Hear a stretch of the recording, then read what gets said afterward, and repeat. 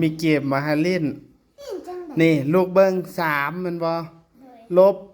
2เท่ากับ6แมันบ่ลูกเฮ็ดจังได๋ก็ได้หยิบได้ไม้เดียวให้มันถูกตอนนี้3ลบ2เท่ากับ6แม่นบ่แม่นแม่นบ่มีป้าเฮ็ด3ลบ2เท่ากับเก่าแดะบ่3เลข6ตัวนั้นน่ะเลข6แต่ฟังของนี้มันเอาลูกเด้ลูกมาอยู่ห่างป๊าก็ได้ลูกจังเห็นนะเด้มานี่3ลบ2เท่ากับ6แม่นบ่ลูกย้ายได้ไม้เดียวให้มันเป็นพี่ขอเริ่มก่อนโอเคเอาลูกเริ่มก่อนไม่ยังค่ะ3เท่ากับ2ลบ6มันสิเป็นหยังได้จังได๋เดี๋ยว6ลบ2ก็เหลือ4แหน่ขอเริ่มเหลืองเดี๋ยวเอา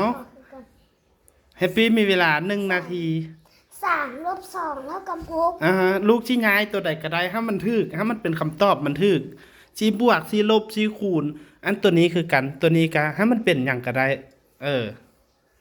3ลบ3เท่ากับ6 3ลบ3มันก็ต้องเป็น0น่ะง่าย2อันเด้บ่ย้ายได้อันเดียว3ลบ2เท่ากับ6ใส่ให้สิเฮ็ดให้ปีหมดเวลาไปนี้บัดนี้ใส่หมู่นะ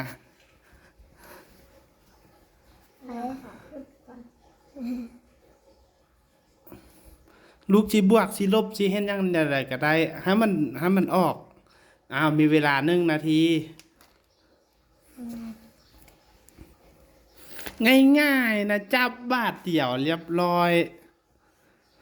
3ลบ2เท่ากับ6ย้ายตัวใดให้มันถูกแต่ว่า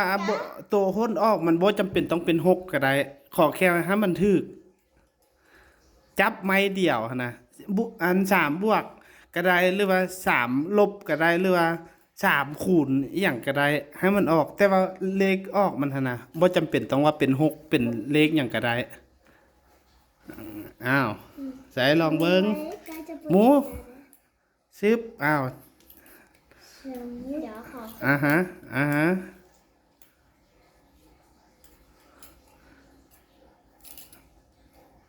อวางเบิ่งแม่มันมีไหม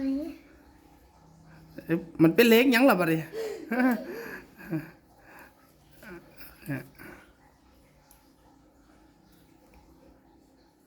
โอ้ยไวเด้อฮอนยอมบ่สิบอก3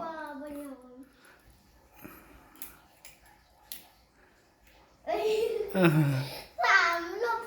2เท่ากับ6ตอนนี้3ลบ2เท่ากับ6แต่ว่าลูกย้ายไม้เดียวเฮ็ดได้ก็ได้ให้มันถูกหมดเวลา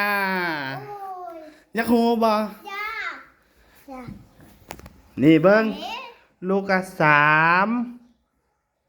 ปึ๊บย้ายไม้เดียวเห็นบ่ย้ายเลข6บวกเห็นบ่3บวก2เท่ากับ5เห็นบ่ง่ายนิดเดียวโอ้